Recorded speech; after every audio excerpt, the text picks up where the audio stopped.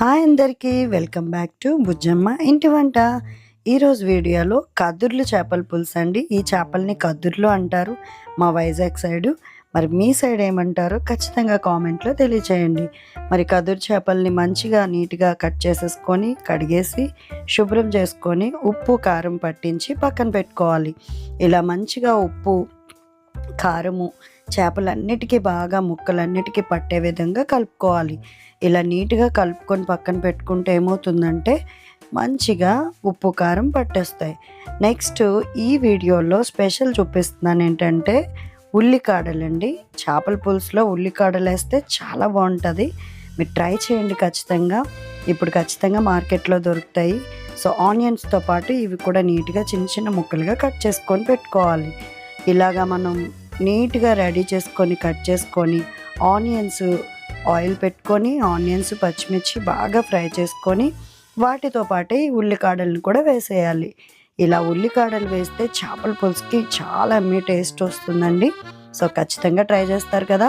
మరి వెంటనే ఈ ఆనియన్స్ని బాగా ఫ్రై చేసుకోవాలంటే ఉప్పు వాడండి.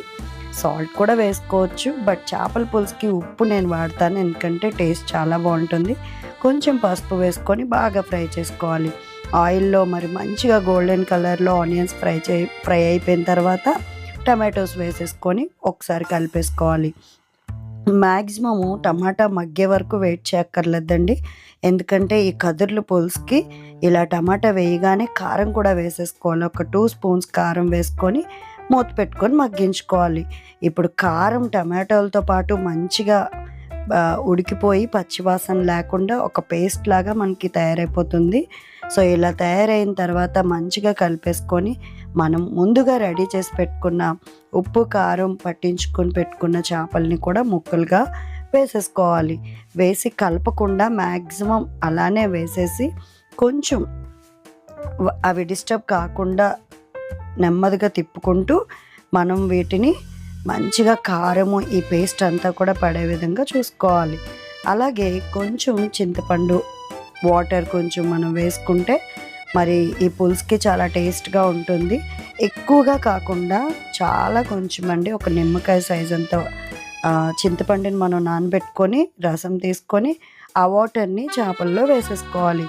ఇలా వేసిన తర్వాత మంచిగా మూత పెట్టుకుని కొంతసేపు ఒక 10 నిమిషాలు మగ్గించిన తర్వాత ఈ విధంగా తయారవుతుంది. దాని తర్వాత ఇంకేముంది, ఇంకే పొడులు యాడ్ చేయని అవసరం లేదండి, ఎందుకంటే పట్టించిన కారం కాబట్టి చాలా టేస్ట్గా ఉంటుంది. ఇంటిలో పట్టించిన కారం కాబట్టి నేను ఇంకేవి యాడ్ చేయలేదు. ఇలాగా మరి కొత్తిమీర వేసుకొని కాసేపు ఒక 5 మినిట్స్ మగ్గించిన తర్వాత చూస్తే మన కదుర్లు చేపల పులుసు రెడీ. వేడి వేడి అన్నంలో వేసుకొని తింటే చాలా ఎమ్మీగా ఉంది. మీరు కూడా ట్రై చేయండి.